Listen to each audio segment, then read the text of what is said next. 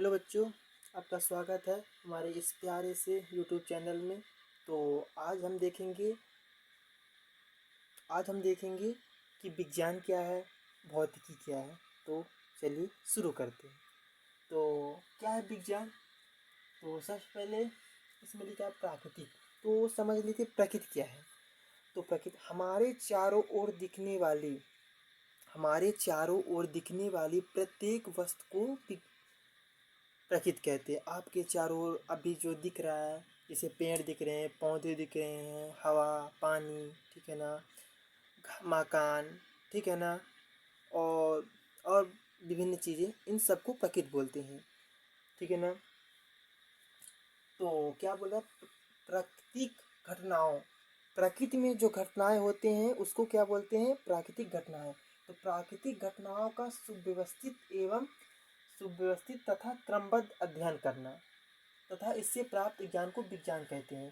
तो एक्चुअली में ये बोल रहा है कि जो प्रकृति में घटना होती है, जैसे मैं अभी ले लूँ सुबह या शाम होना, क्योंकि प्राकृतिक घटना ये सभी हैं। प्रकृति तो हो गया सुबह, आपकी जो हो गए जो दिख रहा है। फिर प्राकृतिक में घटना क्या हो रही है? जैसे देखो सुबह हो रहा है, शाम हो रहा है, ऋतु चेंज हो रही है, कभी ठंड, कभी गर्म, कभी कुछ हो रहा है। तो प्रकृति में कुछ घटनाएं हो रही हैं, ये सभी घटनाएं। जैसे आप वैसे भी देख सकते हो, भूकंप आता है, बाढ़ आता है, तो प्राकृतिक घटनाएं हैं।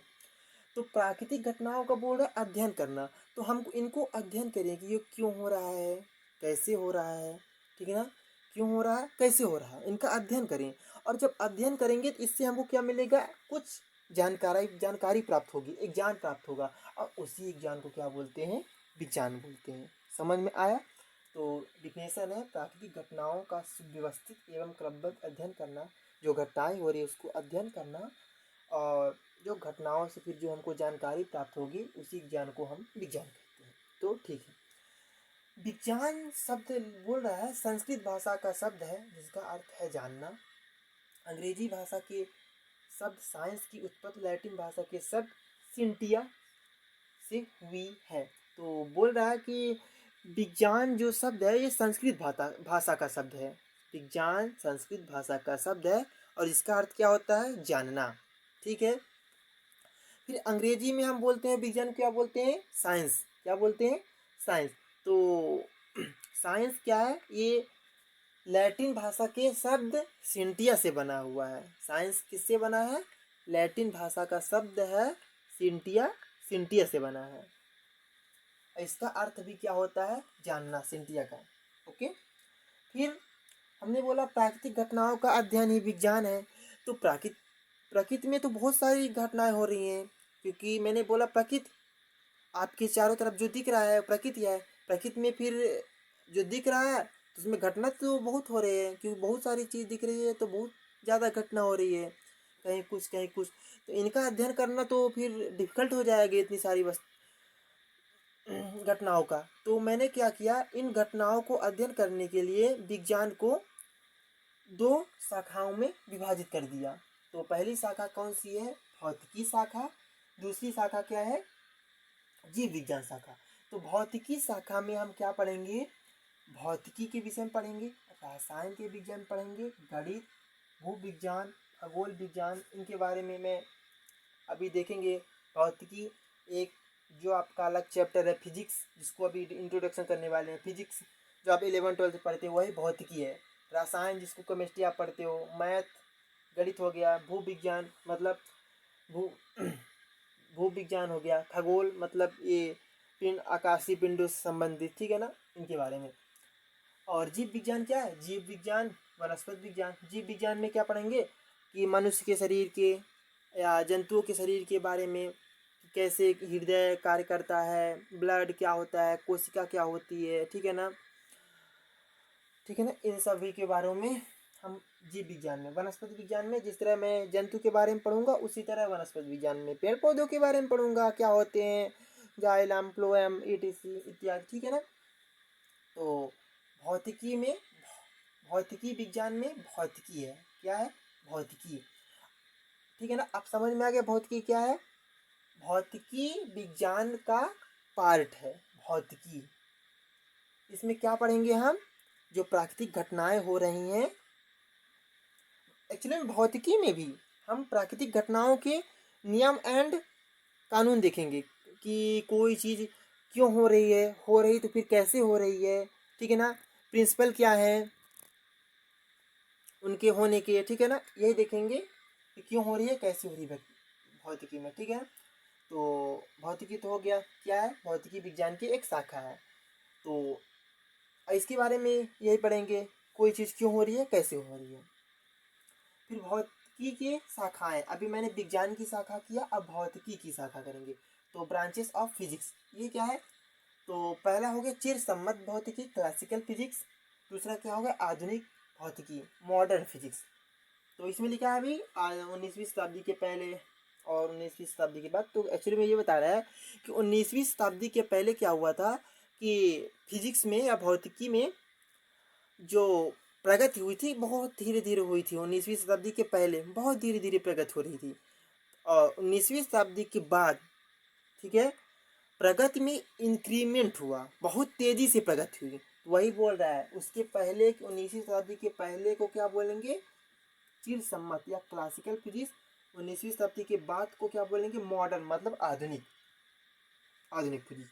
तो चिर सम्मत भौतिकी में क्या पढ़ेंगे, टू स्टडी मैक्रोस्कोपिक पार्टिकल, अर्थात स्थूल कण, स्थूल मतलब बड़े कणों के बारे में। अर्थात हम इसमें पढ़ेंगे बड़े कणों के बारे में, कैसे गति कर रहा है, कैसे किस वेग से चल रहा है, किस मतलब आज पढ़ेंगे। इसमें क्या है, चलो देखेंगे ना आगे। मोस्टली क्लास 11 और 12 की जो चैप्टर है आपके, वो चिर सम्मत क्लासिकल फिजिक्स के हैं, क्लास 11 और 12 के चैप्टर। जैसे हो गया मोशन, हो गया NLM, Newton laws of motion, friction, circular motion, gravitational, rotational, है ना, ईटीसी। क्लास 12 की हो गई इलेक्ट्रोस्टैट, है ना, पोटेंशियल डिफरेंस, है ना, इलेक्ट्रोमैग्नेटिक इंडक्शन, है ना, अल्टरनेटिव, बहुत सारे हैं ईटीसी मैंने। तो मोस्टली क्या है, ज़्यादातर क्लास 11 और 12 के चैप्टर हैं क्लासिक चिर सम्मत भौतिकी में। फिर आधुनिक भौतिकी में क्या हुआ, आधुनिक भौतिकी में क्या हुआ, टू स्टडी माइक्रोस्कोपिक पार्टिकल, अर्थात इसमें हम सूक्ष्म कणों के बारे में पढ़ेंगे, सूक्ष्म कणों की क्या प्रॉपर्टी है, कैसे है, ठीक है ना, इनके बारे में पढ़ेंगे।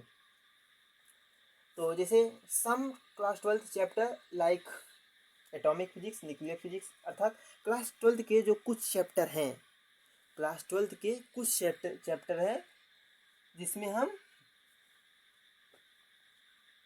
क्या पढ़ेंगे, मॉडर्न फिजिक्स के बारे में देखेंगे।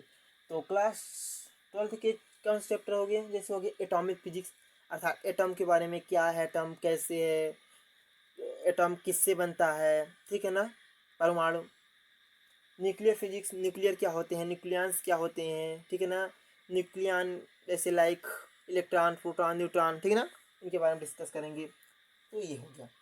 फिर भौतिकी का कार्यक्षेत्र देखेंगे। तो भौतिकी का कार्यक्षेत्र, स्कोप ऑफ फिजिक्स, इसका कार्यक्षेत्र अत्यंत विस्तृत है। बोला अत्यंत विस्तृत है, क्यों विस्तृत है, विस्तृत इसलिए है, एक्चुअली में पहली बात तो ये जानना है आपको कि जो फिजिक्स है ना आपकी, भौतिकी है, ये सभी सब्जेक्ट, जैसे मैंने यहाँ पे लिखा भौतिकी, रसायन, गणित, भूविज्ञान, खगोल, जीव विज्ञान, ये सब भौतिकी इन सभी विषयों में मुख्य विषय है, ठीक है ना, प्रिंसिपल सब्जेक्ट है। क्यों है, क्योंकि आप किसी भी विषय को पढ़ो तो उसमें आपके फिजिक्स के कुछ बेसिक नियम या फार्मूले, आपको नियम या सिद्धांत आने चाहिए, वो पढ़ना ही पड़ेगा, वो सिद्धांत पढ़ना पड़ेगा फिजिक्स को, फिजिक्स की, इसीलिए बोला फिजिक्स इसकी क्या है, आधारभूत है।